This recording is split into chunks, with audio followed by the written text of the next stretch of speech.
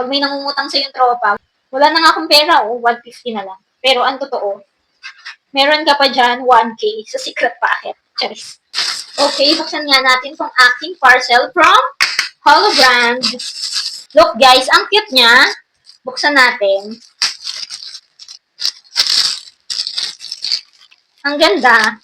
Maganda nga siya. Parang sa video, maganda na siya. Pero sa personal, mas maganda pala siya, B. Ang ganda niya sa personal. Very simple lang ng design niya. And yung zipper, maganda rin pag binubuksan.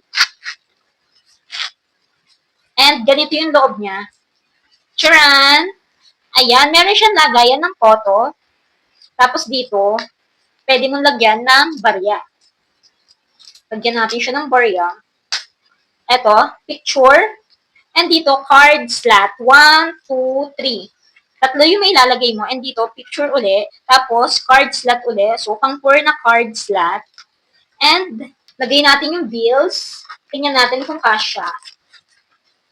So, ayan, kasyang-kasya nga yung bills. Hindi mo na kailangan itupi. Meron tong secret packet. So, eto, meron siyang zipper. Diyan, pwede mong ilagay kung meron ka pang budget. Kasi hindi mapapansin.